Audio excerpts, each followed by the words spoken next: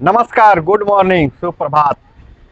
मैं अभय कुमार, आप देख रहे हैं ठोक तंत्र। आज 23 दिसंबर 2020 जम्मू कश्मीर में बही लोकतंत्र की लहर। मेरे हाथ में आज की है प्रमुख अखबारें जो पटना से निकलती है। हम आज बात करेंगे अखबारों में क्या छपा है, क्या छिपाया है, क्या है इसकी इनसाइड स्टोरी। सबसे पहले हम नजर डालते हैं आज के हेडलाइन पे। कोरोना का नया रूप, सरकार सतर्क।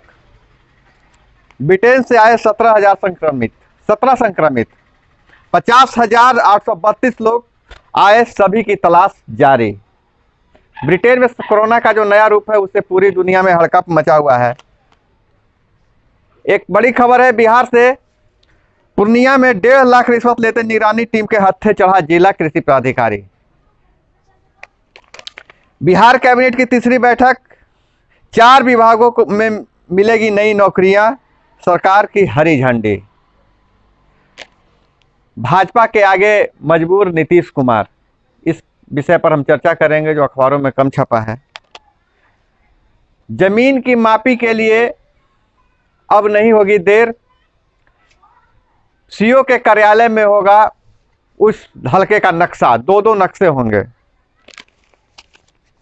और देखते हैं अगर विभिन्न अखबारों ने क्या प्रमुख खबर बनाई है, इस पर नजर डालते हैं। करीब करीब सभी अखबारों ने कोरोना का नया रूप जो ब्रिटेन में आया है उसकी खबर बनाई है। और मुख्यमंत्री का ऐलान है कि जल्द वह खोला जाएगा mega skill centre. Mega skill centre जो रोजगार के नए अवसर देने के लिए मुख्यमंत्री का जो एक नया प्रोग्राम शुरू हो रहा है कि स्किल सेंटर खोले जाएंगे। और फरवरी तक नहीं होगी सीबीएसई की परीक्षा। अभी बार विद्यार्थियों में था, एक चर्चा थी कि फरवरी तक सीबीएसई की परीक्षा हो जाएगी। सरकार बोर्ड की परीक्षाएं को सरकार ने अभी टाल दिया है। और पूरे बिहार में जो शीतलहर चल रही है उसकी खबर है कि 48 घंटे तक और जारी रहेगी वह शीतलहर। और अखबारों ने मुख्य खबर जो बनाया है, टीका के लिए प्रखंडों में टास्क फोर्स। कोरोना के टीकाकरण के लिए प्रखंड स्तर पर, युद्ध स्तर पर कार्य हो रहा है बिहार में। प्रत्येक व्यक्ति को पोलियो के तर्ज पर कोरोना का टीका लगना है, उसके लिए टास्क फोर्स प्रखंडों पर बनाया जा रहा है। और खबरों पर ध्यान दे तो धान खरीद की खबरें हैं। धान खरीद को 9500 करोड़ की गारंटी। किसानों के लिए अच्छी खबर है, बिहार सरकार ने 9500 करोड़ की गारंटी दी है। विकास को राजनीतिक चश्मे से न देखे मोदी। पीएम मोदी ने कहा है विकास को राजनीति के चश्मे से नहीं देखे। ये थी प्रमुख खबरें। और अगर हम इनसाइड स्टोरी पर नज़र डालें, जो खबरों की इनसाइड स्टोरी है उस पर हम नज़र डालना चाहते हैं, तो एक बड़ी खबर जो निकल के आई है से हम उस खबर को हम देखेंगे। लेकिन उससे पहले हम आपको बता दें कि जो एक खबर जो बिहार में तैर रही है कि भाजपा के आगे मजबूर नीतीश कुमार इस बार जो सत्ता में आए हैं, पहले जो सत्ता में आए थे बिल्कुल उनकी मन की चलती थी। इस बार भाजपा मजबूत होकर आई है और भाजपा के आगे वो मजबूर से दिख रहे हैं। ऐसा माना जा रहा है कि मंत्रिमंडल के विस्तार में नीतीश कुमार की नहीं चल रही है।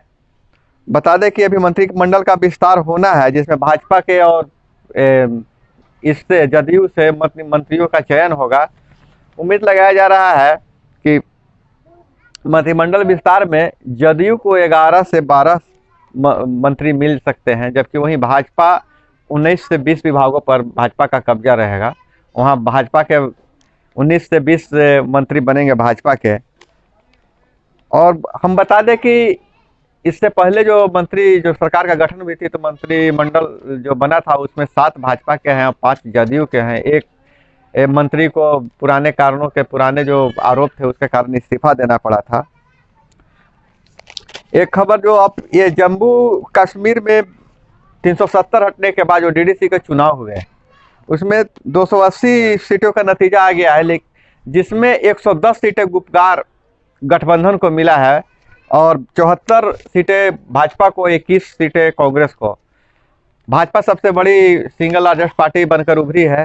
खैर जो भी और रिजल्ट जो भी हो, लेकिन यह एक अच्छी खबर है कि जम्मू कश्मीर में 370 के बाद जो कयास लगाए जा रहे थे कि अस्थिर हो जाएगा, वहाँ एक बयार भई है, लोकतंत्र की बयार भई है, लोकतंत्र की जीत इसको माना जाएगा। और अब अगर चर्चा करें अंतर्राष्ट्रीय खबरों पर जो इंटरनेशनल मीडिया में छाया हुआ है, उस खबर पे हम चर्चा करें तो मोदी को भाई मानने वाली करीमा की संदिग्ध मौत। एक एक्टिविस्ट थी बलूचिस्तान की, करीमा बलूच उनका नाम था। और मैं आपको बता दूं कि 2016 में उन्होंने ट्विटर पे राखी भेजकर मोदी से अपील की थी, मोदी को के बारे में बताई थी कि मेरे भाई हैं और सारे बलूचियों के बहनों के भाई हैं, और जितने भाई लापता हैं बलूची भाई, मोदी से गुहार की थी तो उनको खोजा जाए। एक कनाडा में रहती थी, क्योंकि वहाँ पाकिस्तान में इनको खतरा था, और कुछ दिनों पहले वो गायब हो गई थी।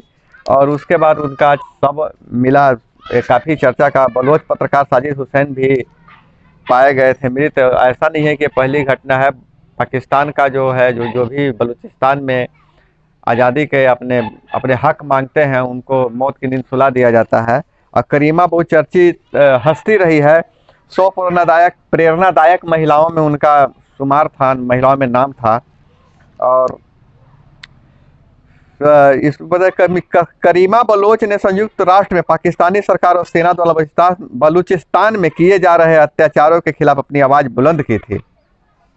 ऐसे में बलोच की संदिग्ध मौत जो है से बहुत सारा सवाल खड़ा करता है, और पूरा का पूरा जो शक जा रहा है पाकिस्तानी सेना और आईएसआई पे, पाकिस्तानी आईएसआई पे जा रहा है। और ये गुप्तगारगंज के प्रदर्शन पर और थी कमल खिल रहा है, अपने अपने दावे हैं। लेकिन एक चीज़ पे, एक खबर पे जो हम लोगों को नज़र है और सभी लोग चाहते हैं कि उस खबर में जो नेपाल की बात है, जो ओली की सरकार थी, पिछले दिनों उनके नीतियों के कारण जनता को में एक राष्ट्रवाद की भावना डालने के कारण बहुत सारे उन्होंने विवाद भारत से कर लिए थे। अब वो उन खतरे में है। प्रचंड जो है सो उनके के खिलाफ बहुत मुखर हैं। और ओली ने बचने के लिए क्या किया कि चुनी हुई पूरी कैबिनेट को भंग कर दिया, जिस पे वहाँ बहुत बवाल मचा हुआ है कि आप अपनी पार्टी के जो सांसद हैं जो उस पर आप फैसला ले सकते थे, पूरे पक्ष विपक्ष सबको आप कैसे भंग कर सकते हैं। और राजनीतिक संकट है, लोग वहाँ का सुप्रीम कोर्ट में लोग गए हैं। तो इस तरह से आज की थी प्रमुख खबरें। लेकिन गांव गिराव में जो चर्चा चल रही है अभी जो खबर की, वह है पंचायत चुनाव को लेकर। पंचायत चुनाव और शिक्षक बहाली, ये दो चर्चा बिहार के गांवों में चल रही है। तो पंचायत चुनाव के लिए अभी जो विखंडन का कार्य चल रहा है, जो पिछले वीडियो में मैंने बताया था कि किस किस डेट में क्या होना है, कि विखंडन कर देना है, वोटर लिस्ट नया कब प्रकाशित हो जाएगा। तो और यह जो नीतीश कुमार का जो हुआ है अभी, जो रोजगार की बात है, 94,000 शिक्षकों की 94,000 शिक्षक नियोजन की जो प्रक्रिया चल रही है, और उसमें थोड़ी इस बार पारदर्शिता बरतने की प्रयास किया जा रहा है। लेकिन रोजगार एक पिछले चुनाव में बहुत बड़ा मुद्दा था, 20 लाख रोजगार देने का भाजपा का वादा था। अब तक जो भी रोजगार, जो 4 विभागों में का विस्तार किया जाएगा, 4 विभागों में नई नौकरियां मिलेगी, और 205 नए पदों का सृजन करने का फैसला लिया गया है कैबिनेट की तीसरी बैठक में, या पारित हो चुका है। तो ये थी आज की प्रमुख खबरें। हमसे जुड़े रहने के लिए चैनल को सब्सक्राइब करें। अगर वीडियो पसंद आए तो एक लाइक ज़रूर करें। अब हम आपसे विदा लेते हैं। जय हिंद।